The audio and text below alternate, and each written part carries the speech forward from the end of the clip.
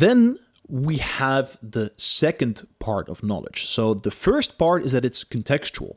The second part is that it's subjective. And this means that knowledge has different value to different people. So we could have the same piece of knowledge and we could do the same thing with this, right? We could both make this square with the knowledge pieces that we have. But maybe I am not interested in making a square. Maybe I want to make a triangle. And then having the knowledge on how to make a square isn't very valuable to me. So from my subjective point of view, for me personally, that is not very valuable. So let's go back to that example of the pin code, right? I have the pin code to get me to the place, right? I've got a 2244. And with that pin code, I can open this bank account and get 100,000 euros. Now, you might think, perfect, that is super duper valuable and that is something that I want. But maybe I am not interested in money. Maybe I'm a recluse, or maybe I think money is toxic to the mind, or whatever other reasoning I might have.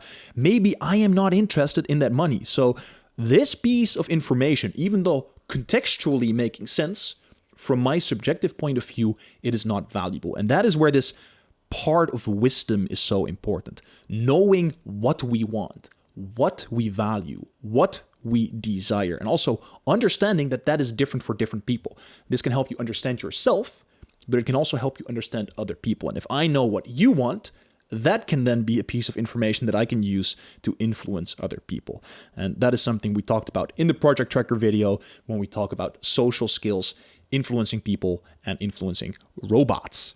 Now, essentially speaking, the goal of classifying our knowledge is to take a piece of this knowledge branch and classify it in a way where it creates optimal value. And to do that, we need to understand what it is that we want. We need to have that wisdom.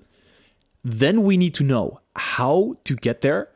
And that is where we take this particular piece of knowledge and we use that to create the pattern that we want. And then we actually need to go and do that particular thing. We need to execute on it, because just having knowledge is not enough. We need both knowledge and execution to lead us to production capacity, right? This is our ability to produce. And to have that, we need to have these branches, and then we need to execute on them. That is why we classify knowledge. We take this information out of this ocean of data that's available to us and we turn it into something valuable. If knowledge isn't valuable, then we shouldn't bother with it. There is so much information out there. And if it doesn't create any value, just let it go, right? We'll find something that is actually valuable to us.